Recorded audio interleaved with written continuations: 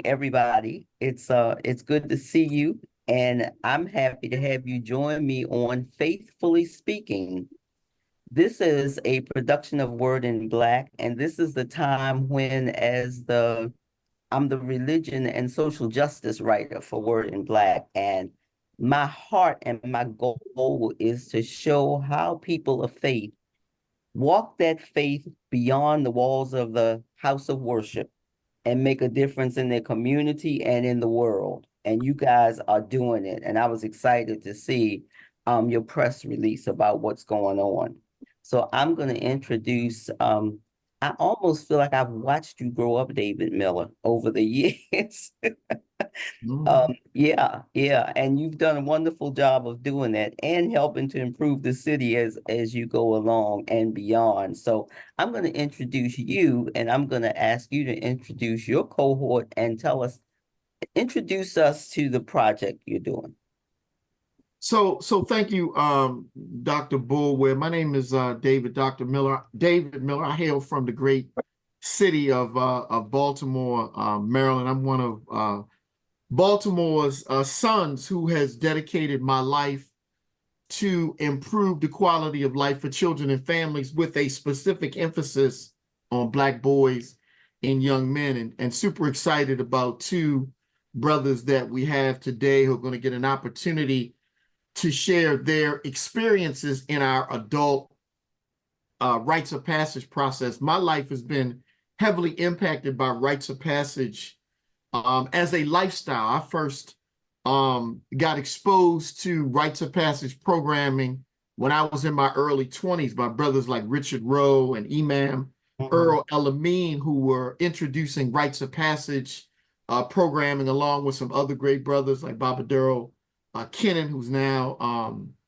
an ancestor, and brothers like Baba Ademola Ekulona, who introduced, they were some of the early men, the early pioneers that introduced rites of passage programming as a cultural movement, if you will, in Baltimore. And I've been a part of this body of work since I was probably about 25 or 26 years old.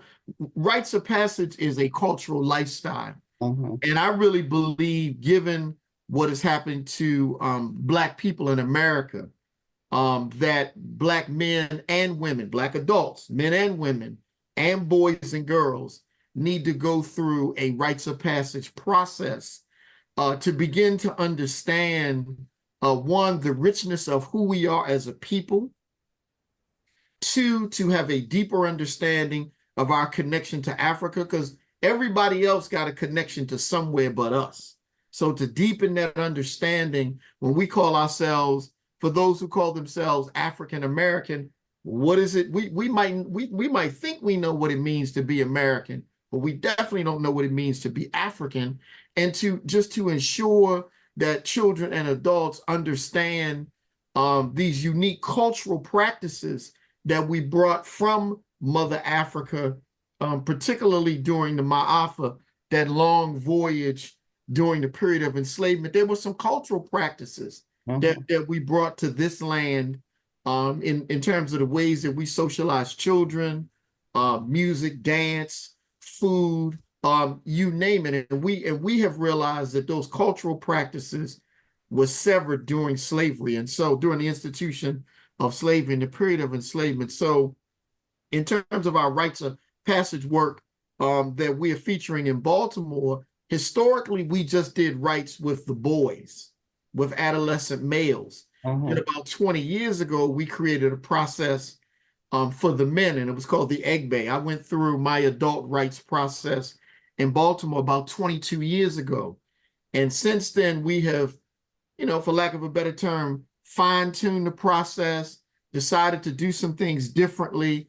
And on Saturday, April 13th, I'm sorry, in the city of Baltimore, it will be an opportunity for over 250 family members, colleagues, and officials to participate in what we call an outdooring. And an outdooring is when, even though it's going to be inside because we don't know, the weather, they'll get an opportunity to meet 16 brave men who've completed a rigorous 6-month rites of passage process. They'll get an opportunity to meet those men, and those men will stand before the community on April 13th and declare their commitment to then work with Black boys. And so this particular cohort, and you're going to meet David Johnson and Bobby Marvin Holmes in a few minutes. They are 2 of 16 men who will be working with 30 Black boys between the ages of 11 and 13, that we will take them through their rights process beginning in June. And when I say boys, the process is for those 11 to 13-year-old boys, but it'll also be their families, because it will be a cultural experience for their families. And so I want to introduce Brother David Johnson and Brother Bobby Marvin Holmes. Thank you. Really honored to be here. And to David's point, this process it's been amazing for me. It's just reinvigorated and re-energized the African that was always in me. That was kind of longing to come out. I'm here, I guess, in a sense, because of community and the work that I've been doing previously. But also because of my good brother, Bobby Marvin Holmes. He reached out to me and insisted that I go through this process with him. And we've been doing a lot of community work together. So I'm just glad to be here. Can you tell us a little bit about what you do? Yeah, so as far as community, back in, I believe it was 2013, my first engagement in community really heavy was with the 300 Men March movement. I was teaching at Brems Lane Elementary School, and the community that we were actually engaging 4x4 was right in the same neighborhood as the school. And so, I was showing up every day for, the young people at the school. And so it only made sense to me at the time to just, continue that outreach and to continue to pour into them, through that movement. And then from there, a couple other movements were birthed. I now am the president of Band of Brothers, which is another grassroots community support network. About 10 of us, who are actively involved in supporting our family that's experiencing homelessness, supporting efforts around elder care, mentoring, and also violence intervention. So I'm also a peace movement ambassador. We have the Baltimore Peace Movement weekend coming up next month, Mother's Day. So that's great. But that's kind of a little bit of the background that I have in community work. Okay. Mr. Marvin?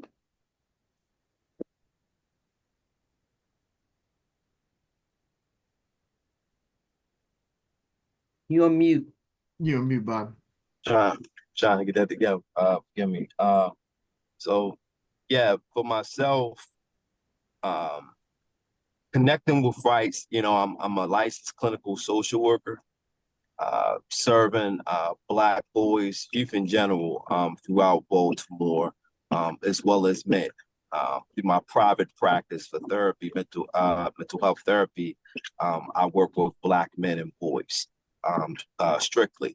And through my mental health and youth development programming, I work with youth, primarily boys, but youth, and as well as professional development. And that's all through my agency, Son of a Dream.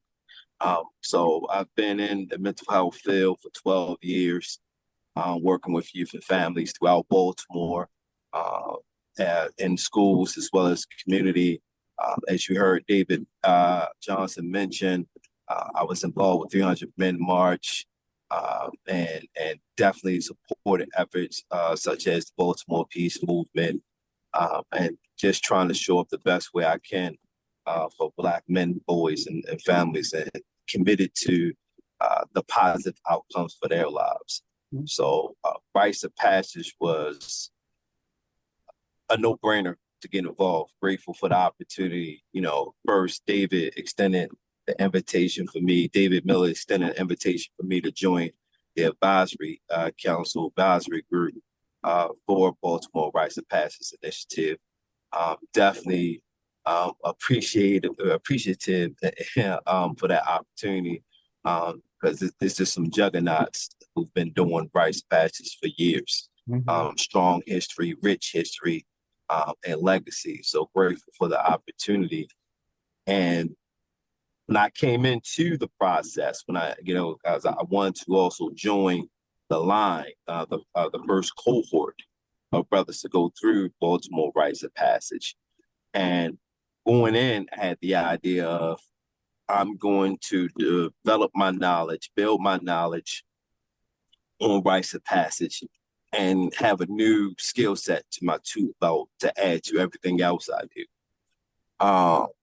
However, throughout the process, I received so much more, and I realized that it wasn't about the work I do. I'm thinking it was going to be about the work I do with boys. It was more so the work I do on myself. This process was all about my personal development, and it came at a very trying time in my life last year, where I was going through a huge transition. So this process, the rites of passage, what happened for me is I gained a new community of support from brothers, brothers that poured into me, encouraged me, offered a listening ear, like my good brother David Johnson. Him and I were already friends, already brothers prior to the process. But given our work together, I definitely wanted him to go through this process with me as well. And just with the other brothers, brothers who's making an impact in our community, who are committed, who are on the same page that we want better for the Black men and boys in Baltimore. We want better for Baltimore as a whole, and getting folks to understand that, as Travian Shorters often says, that Black men are assets to their community. And this rights process definitely came for a time of healing for me, time of rejuvenation and being revived and repaired as a man, and preparing me for the next phase, strengthening my ability to do this work. And I'm grateful. Dr. Miller, I don't want to I don't want to miss the fact that you are a new doctor in our community, and we congratulate you on all the hard work you've done. Thank you. Yeah, I'm very proud of you. What I wanted to ask you is, tell us about how this particular program in Baltimore City came about. So, again, I think what's really interesting is, whenever I travel across the country and people find out I'm from Baltimore, I always get these kind of strange looks like you're really from Baltimore? Because I think Baltimore has been portrayed in such a negative light that folk outside of Baltimore only think about like The Wire, The Corner, and the 12 o'clock boys, and the things that they hear that make the national media in terms of rates of violence. But what doesn't make the national media is the amazing work being done in communities across the city on a daily basis. When you think about the level of resiliency, particularly coming from the grassroots sector, Black men and women who are rolling up their sleeves, like a brother Johnson, like a brother Bobby Marvin Holmes, who have started organizations, whether it's the 300-man movement or the Band of Brothers and other movements that Black men and women are connected to, that are really doing life-changing, life-affirming work in communities. Those stories are not necessarily told. I'm waiting for somebody to do that documentary about the resiliency and the efforts. So this effort is very unique in terms of we're funded through the Baltimore City Children and Youth Fund. Baltimore is the only city in the United States that has a dedicated youth fund that uses city dollars to fund innovative youth practices and approaches to build community, to strengthen family, and to impact the trajectory of young people. And so there's an annual fund that actually grants city dollars to organizations across the city, from soup to nuts, whether it's mentoring, whether it's primary youth development practices, you name it. There are efforts that are being funded for mentoring programs for girls, for boys. There are processes that are being funded that are working with what we consider more hard to reach juveniles. But we applied and won a presidential grant through the Baltimore City Children and Youth Fund to really scale up and build out this ecosystem in terms of having highly skilled, highly trained Black men that were already doing work in community. I think the uniqueness of our model, we had men apply. We had over 60 men apply. We had a rigorous application process, and then we whittled it down to the 16 men that will be participating in the rites of reincorporation ceremony on Saturday. These are 16 men that were already rock stars doing amazing work in community. We decided to say to the larger community of Black men, we have a cultural process that we've been a part of for decades. All of the men that are part of our advisory group, we created an advisory group of really skilled, Black men who have been doing youth development and African-centered work across the city for decades. We decided to create this process to be able to scale up, to really literally be able to scale up the number of available Black men who can then go back into work and do this work. So these 16 men, while they'll be working with 30 boys that we'll be selecting citywide, 11 to 13 years of age, their parents have to apply. Their parents also have to participate in some mandatory sessions because many of the things that we do in a rights program are very foreign to most Black people and most Black parents. Things like pouring libations and some of the traditions and rituals that we've adopted from Mother Africa, those things are very foreign to people. So this process is when we begin to dive in with the young people, it's both for the young people and their parents. But we've been doing this, Dr. Boulware, for a long time at a high level. The other thing that we built in is we have a Black evaluation firm, R&D associates, to provide a scientific evaluation of the work that we're doing, because there's a lot of great work being done in Baltimore and across the country. But oftentimes when we think about the work that's being done with Black men and boys, there really isn't any evidence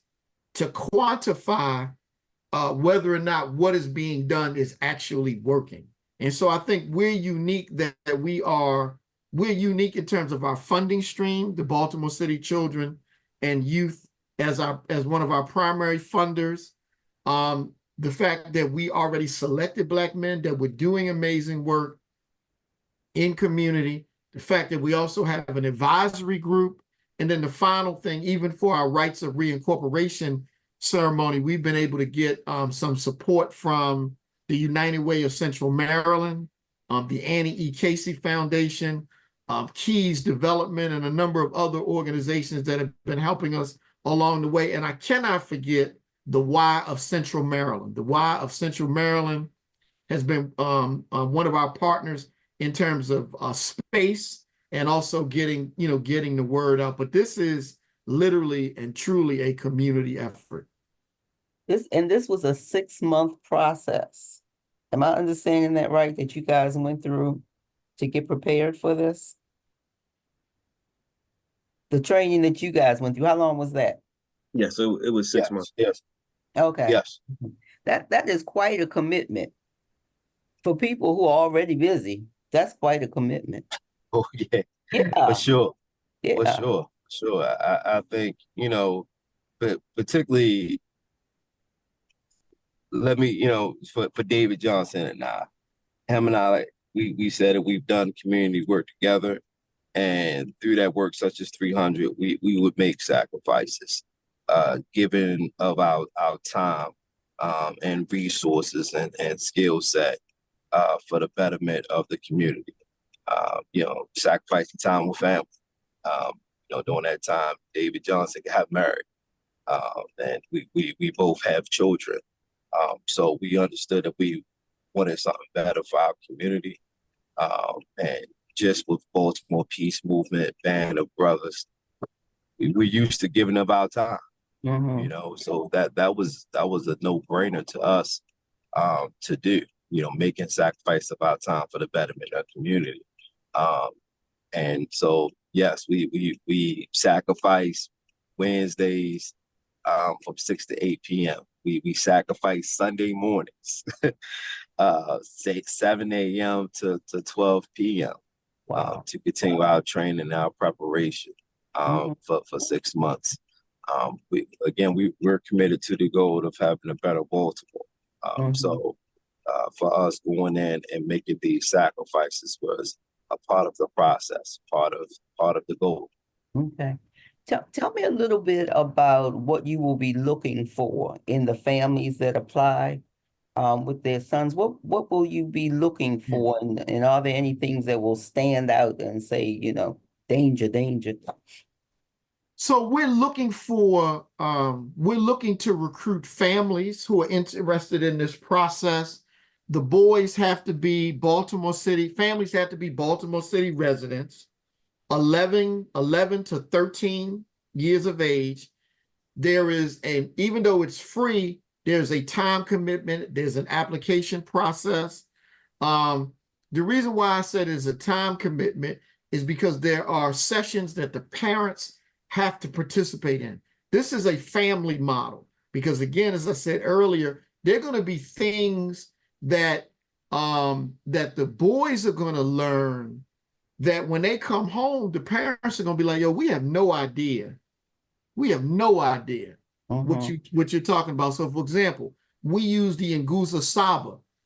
Dr. Manalana Karenga, the founder of Kwanzaa, created the Nguza Saba as the 7 daily living principles that most people understand when you practice Kwanzaa. But those are 7 foundational living principles that we want to make sure that these boys understand and learn throughout this process. In terms of our recruitment, it will be, families who can commit. We'll kind of roll out the schedule. Again, we're looking for families and children that the families that are willing to make the commitment, that will be able to attend the sessions, that will be able to attend the outings, and that are really interested in ensuring that their children begin to get introduced to an African-centered lifestyle and African-centered framework. Anybody else want to add anything to that? No, he says that. Have you seen a model? I mean, have you looked at other programs and sort of taken pieces of this and pieces of that? Have you?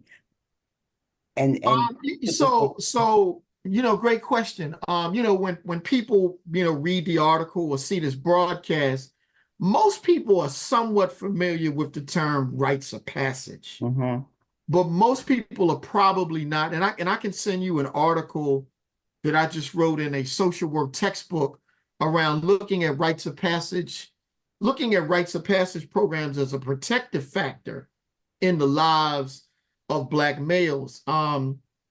What you'll find in both our youth rights, particularly our youth rights is very similar to most of the youth rites of passage programs across the country that really, date back to some of the early rights programs in the 1960s in Watts and in Compton, California. So you'll see a lot of similarities to some of the earlier rights programs.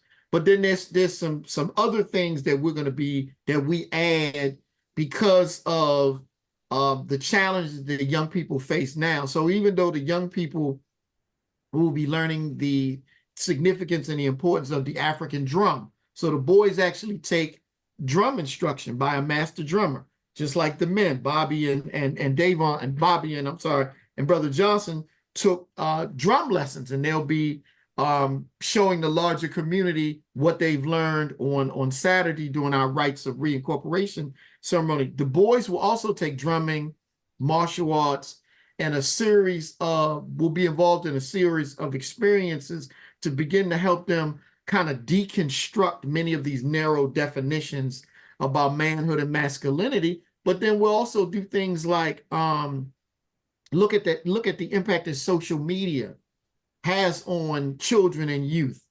We'll look at things like, managing anger and looking at bullying, because, those are some of the contemporary issues that young people, particularly boys 11 to 13, will be dealing with.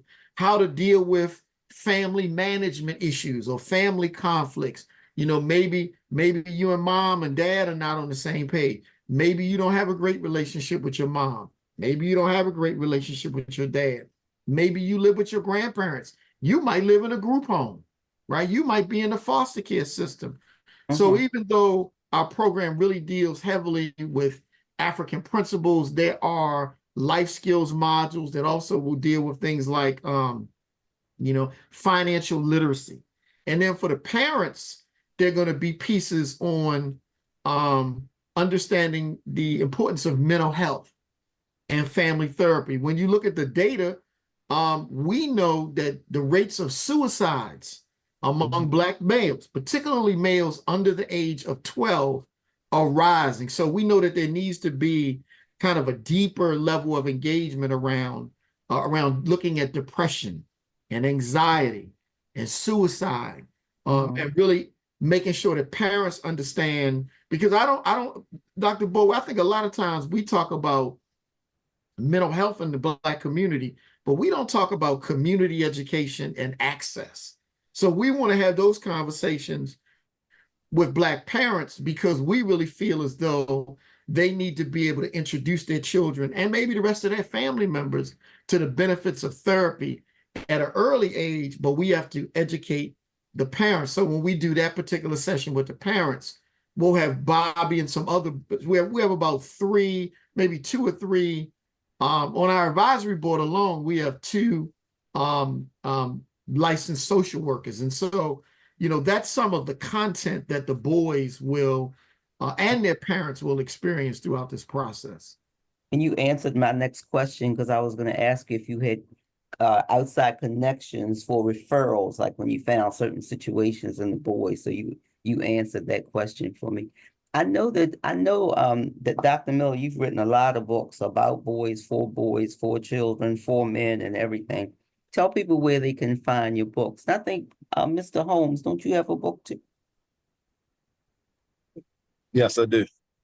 Yes, So I'm trying to be like Bobby when I grow up. Bobby has written an amazing book, for teenagers. I also really want to shout out our advisory board really quickly before I answer that question. Okay. We have a really dynamic advisory board. We don't do this work in isolation. I co-lead the project with Sadiq Ali, and then we have a serious group of 10 advisors, and we have 2 elders. So we're building out an elders council of older Black men who've been around, in their 70s and 80s to kind of help us, guide this process. But I've written a couple of children's books. My curriculum, Dare to Be King, What If the Prince Lives, is one of the models that the boys will use. So we're using that curriculum. And then Baba Olamina, one of the other brothers who brought me into rights 25, 30 years ago, he's written a Sankofa. It's called Sankofa. It's a curriculum for boys. So those are some of the offerings. But you can find my work at daretobeking.net. Dare, spell it out, daretobeking.net, daretobeking.net. And then to find out more information about the Baltimore Rites of Passage Initiative, you can actually do a Google search on Mentor Maryland, DC. They're our fiscal agent. They're our fiscal agency that brokers our funds. Or you can just do a Google search on Baltimore Rites of Passage Initiative, and all of the great work that we have talked about will be showcased on that website. Okay. Did you tell us about your book, Mr. Holmes? Sure. I have 3 books. First book is Casey's Day with Daddy, more so for kindergarten, first grade. Just about a little girl spending time with her dad for the day. He's introducing her cultural education, etiquette, etc. My second book is for adolescent boys, called 100, Real Talk for Our Boys. collection of personal essays and poems, just dealing with life lessons that I've learned, whether it's bullying, wrestling with forgiveness, community violence, healthy decision making. And then my third and latest book, Strong Mental Health Awareness for Black Boys. It's a collection of poems dealing with various mental health challenges, whether it's depression, trauma, addiction, and giving guided discussions on how to address these various issues and introducing innovative ways to have conversation about mental health with our youth. Some shy away, some feel very uncomfortable with expressing themselves. So this book was just used in a way to engage them in a way they understand. Spoken word is very much similar to rap, would resonate with the youth. So it was just my way of engaging them in important conversations about their mental health. Speaking the language. Yes, I want to thank you all for coming on today. I know Mr. Holmes from his early days at the Afro, and Dr. Miller from forever. And nice to meet you today, Mr. Johnson, for the first time. Where's the event tomorrow? It's at a place called, it's Saturday. What's Saturday. Today is Friday. Yeah, Right? Oh, it's wow. Friday. Okay. It's tomorrow. Okay. Yes, Don't tomorrow. do that to me, Dr. Miller. All these days be running together. Yes. It's at the Baltimore Unity Hall. We have over 350 people registered. It's a community celebration. Each of the men has also, along with this rigorous process, each of the men has to present a final project that they have created with their hands and with their God-given talent that they have to share with the community. So really quickly, Brother Johnson, Brother Bobby, can you share what your final project is that you're sharing tomorrow with the community? So my project, I'm also a vocalist, and my final project was a 4-song offering about my rights experience, which will be released on all platforms on Mother's Day. One of the songs I dedicated to my mom, who recently transitioned into ancestorship about 5 years ago. And so that was kind of the inspiration for the project. And I've shared it with the brothers, and to my glee, I got some pretty glowing reviews. It was definitely led by the ancestors, and I'm glad that I was in a place to be receptive to spirit and to move as they would have me move. That's great. That is really great. Bobby? My project, I already have Q Voices podcast. It's a podcast centering the Black health tradition and offering social worker strength-based practices to work with Black people. So I produced an episode on African-centered rites of passage with some of the Babas practitioners on our advisory group. So we having a discussion about the importance of African-centered rites of passage for our boys. I'll be featuring that tomorrow. Well, I appreciate what you have invested in our boys and in our city. And I thank you so much for coming and sharing it with the community. Have a great day. Have a great event tomorrow. And spread the word about Faithfully Speaking. Will do. Thank you, Dr. Asante Sana. Appreciate the opportunity. My pleasure. Bye-bye.